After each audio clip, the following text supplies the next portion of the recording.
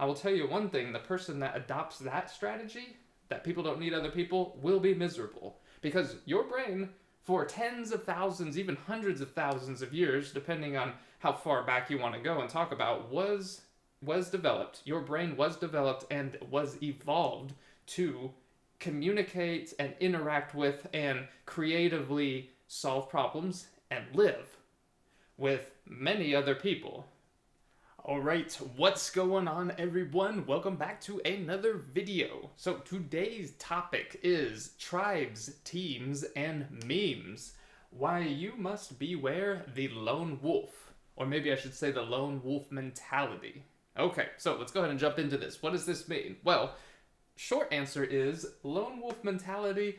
People in today's world, and pretty much this has almost always been the case, do not succeed by doing things all themselves.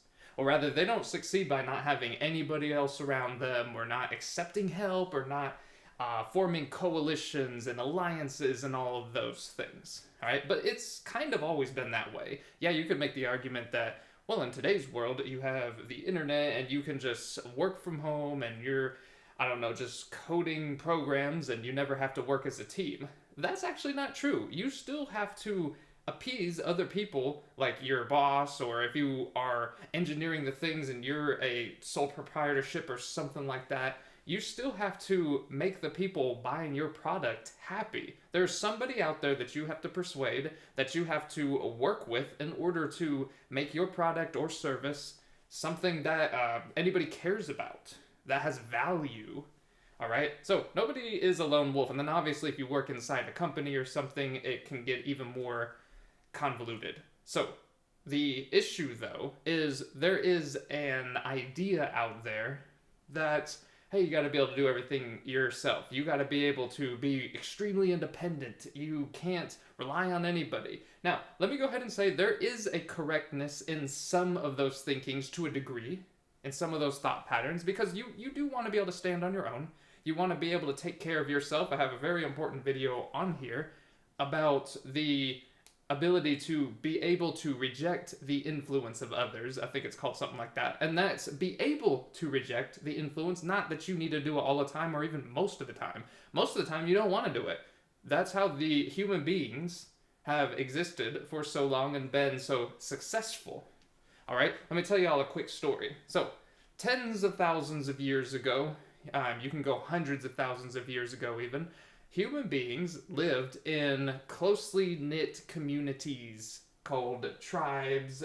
You can even say that they were teams of a sort, but tribes, the word tribe has sort of a connotation of, okay, we're going to be in this team for a very long time, and we have a deep caring and devotion to these people. Team kind of implies that you're with them temporarily and for maybe a couple hours a day or a week or something. Your tribe, that's your lifeblood, man. Tens of thousands of years ago, that's what it was. Because humans were the most dominant species and are still. And how do we get that way? Well, by being able to collectively, with each other, solve complex problems. We were the most adaptable species. So being able to, together, come up with things, brainstorm, creatively think, and like I said, solve problems, doing it together, not no lone wolf, we were able to outlast anything that came along. We were pretty much able to find a solution to and not die. That's basically how humans, that's the short story of it, how humans became the most dominant species. Now here is the issue. Your brain has changed very, very little since the time of either, not just 10,000 years ago, but the time to where using your brain in that way was advantageous. Think about it. So in the past 100 or 200 years, I would say even in the past 300 to 500 years, to where modern conveniences have become more and more prevalent, all right, it's really in the past 100 to 200 years, really, though, that there has been a huge spike in growth of modern conveniences and people doing things more independently, whatever it is. Okay, so it gives you the illusion that people don't need other people. I will tell you one thing, the person that adopts that strategy, that people don't need other people, will be miserable. Because your brain, for tens of thousands, even hundreds of thousands of years, depending on how far back you want to go and talk about, was developed. Your brain was developed and was evolved to communicate and interact with and creatively solve problems and live with many other people. All right? They say, I think the man's name is Robin Dunbar, came up with 150.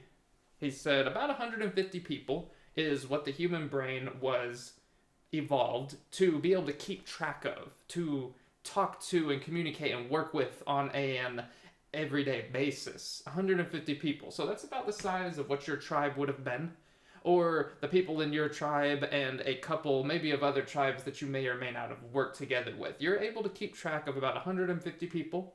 And here's the other thing, and how they all did what? How they all related to you. Did you like them or not? Were they dangerous or not? Did they have some sort of advantage that other people didn't have or not when it relates to you? And then your brain does this. It also was able to keep track of how those people interrelate with all of each other. It multiplies like hell the amount of connections your brain keeps track of. So your brain also evolved to like that, to like doing that, to like meeting other people, to like collaborating with other people, to like personal and social interaction. This is a really social organ that you have here. For anybody that's telling you that, oh, I'm an introvert and I don't like people, and okay, there is certain extremes, not just extremes, there's certain, like, okay, some people don't like it as much or don't like it the way that an extrovert would. That doesn't mean you don't like social. Let me tell you, they said at UCLA they've done lots of experiments, and it was Lieberman and another scientist basically came to the conclusion, like, here's the deal. Pretty much no matter who you are, unless you have some traumatic injury or something like that, your brain, when nothing else is going on, its favorite thing to do is start to reminisce and to start to review all of your social interactions.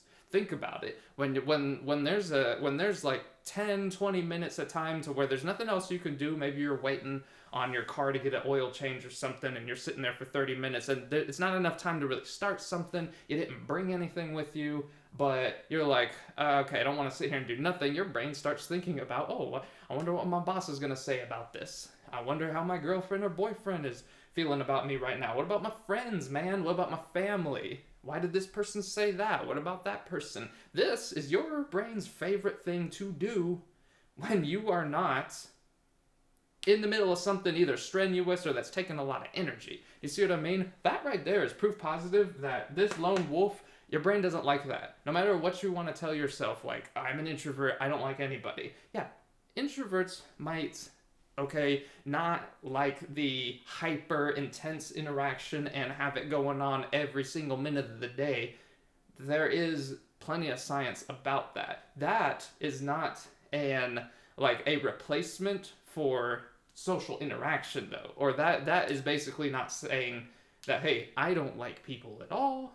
I don't want to ever talk to anybody else. No, you will be miserable. That is one of the fastest ways to be miserable, because as they said, Lieberman and, I forgot what his colleague's name was, but basically they came to this conclusion together that, that's the thing your brain likes the most out of everything. It's like thinking about other people you know, and how they relate to you, how your relationships are going, and just reviewing that all the time.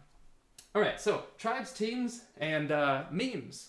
So let's talk a little bit about memes. So memes came around way before. See, in the past 10, 15 years or so, the word meme has exploded in popularity, and people therefore a lot of people believe, whether consciously or not, that word came around just in the past few years or something like that, which isn't the case. Actually, as far as I can tell, it either got popularized or was coined by the scientist Richard Dawkins. So he has a book called That Selfish Gene. I believe he wrote it in the 70s or the 80s. It was a little while ago now. But it was back then that he coined this term, or if it wasn't him that coined it, he heavily popularized it. Meme. And basically the word meme, okay, you can write it out, M.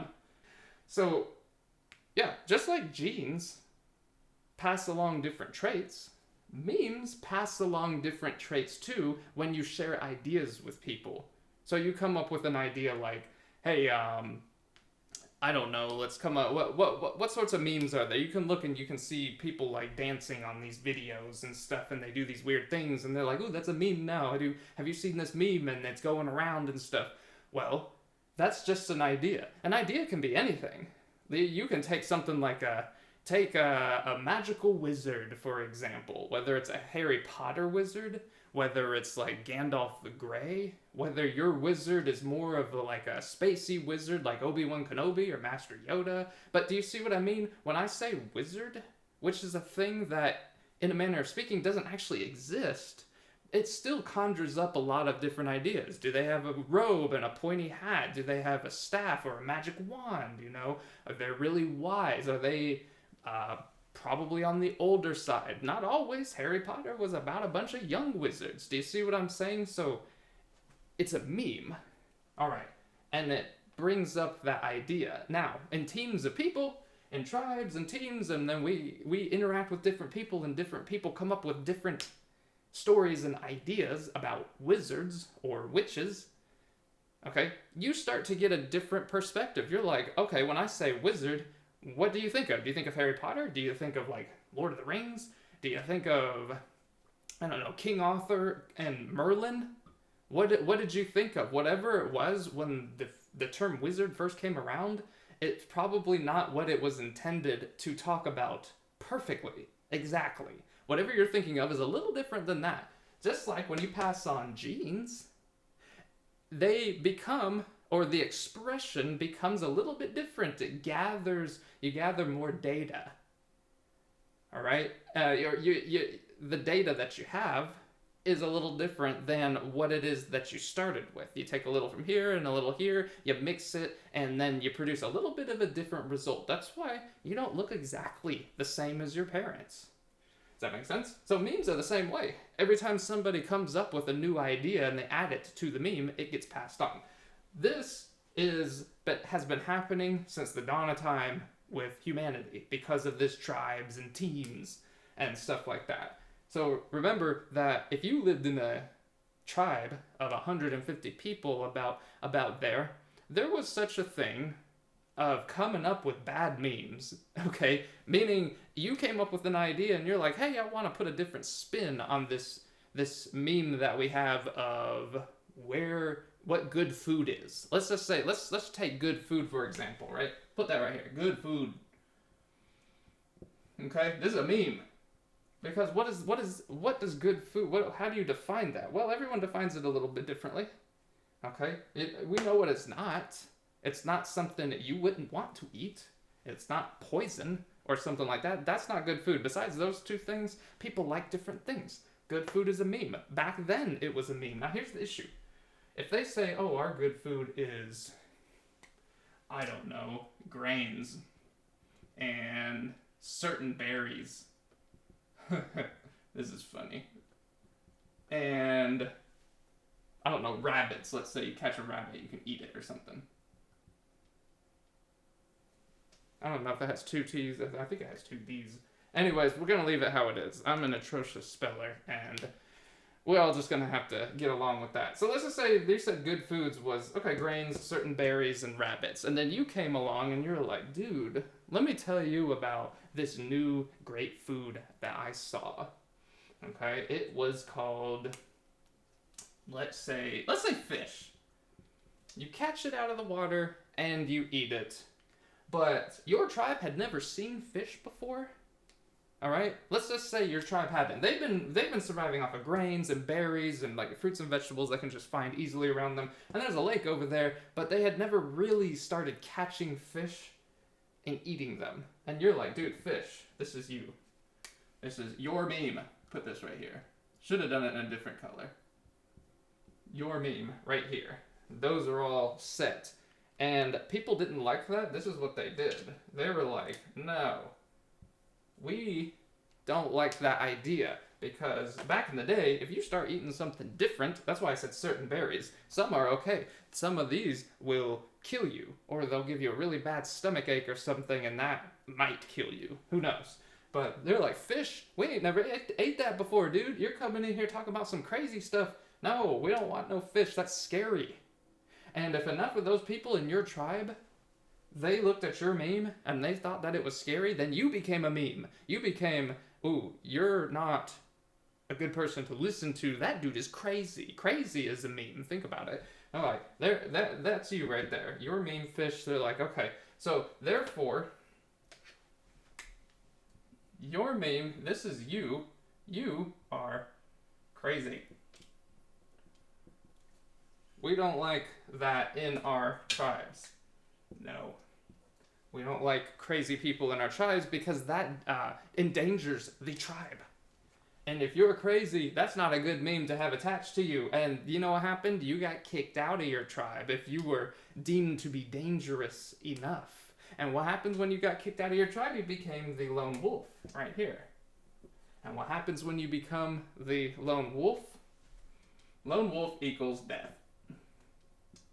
That's it. That was it for you. You died. You know why? Because humans need the rest of humans around to survive. Now you could say, oh, I'm going to be like, I don't know, Tom Hanks in Castaway or something, and I can just do everything myself. He went mad. He was not happy. He was talking to a beach ball, dude, or volleyball, because that's how much humans need that interaction. Even if you are kind of antisocial or you're just introverted or something like that, even you would go crazy. You're like, dude, I'm gonna have to like catch a pet, and that I'm gonna talk to it all the time, or make one like he did in Castaway. Remember that, the beach ball that he had, that he made it into Wilson. It was a Wilson branded ball, so he named it Wilson. He talked to it all the time. It was driving him crazy not having someone to talk to. We need that social interaction.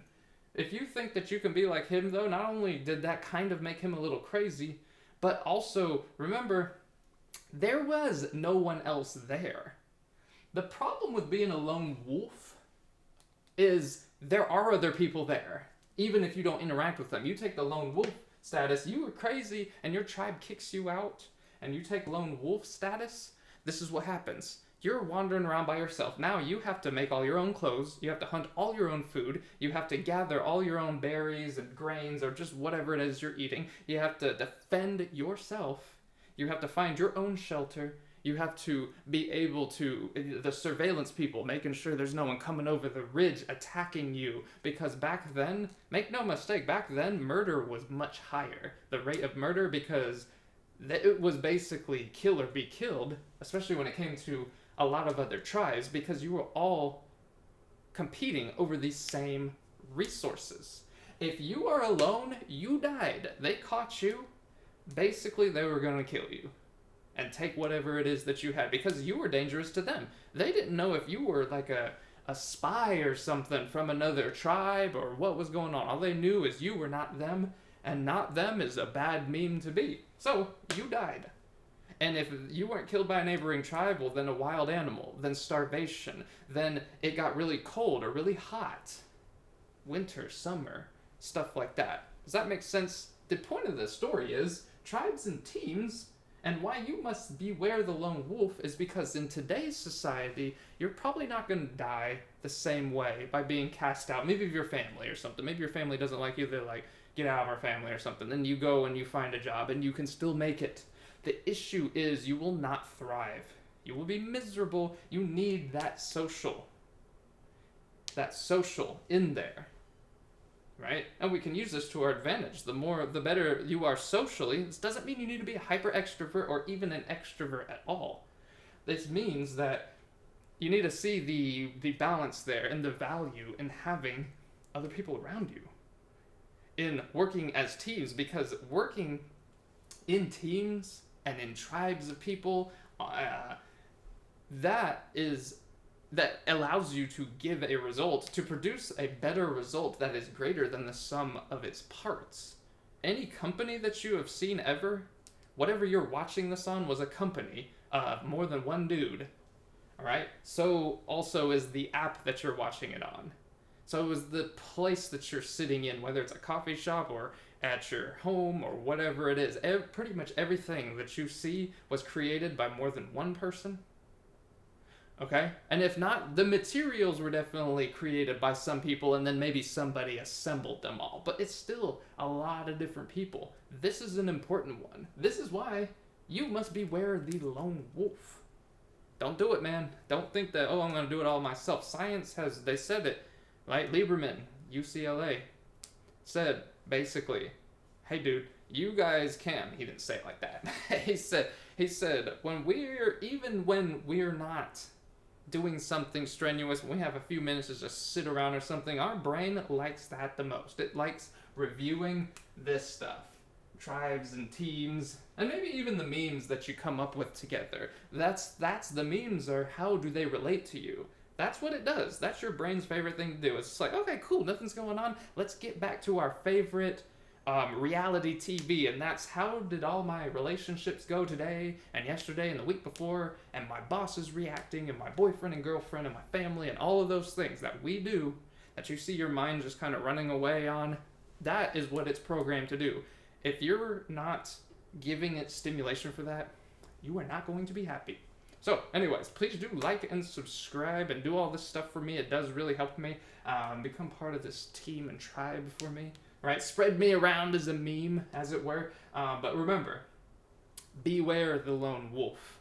Some things you can go it alone with, yeah, some things, but overall, you need that human-to-human interaction in order to be happy. It is a need. Like, your brain is made to do that. All right? So, thank you all so much for being here, and have a beautiful day.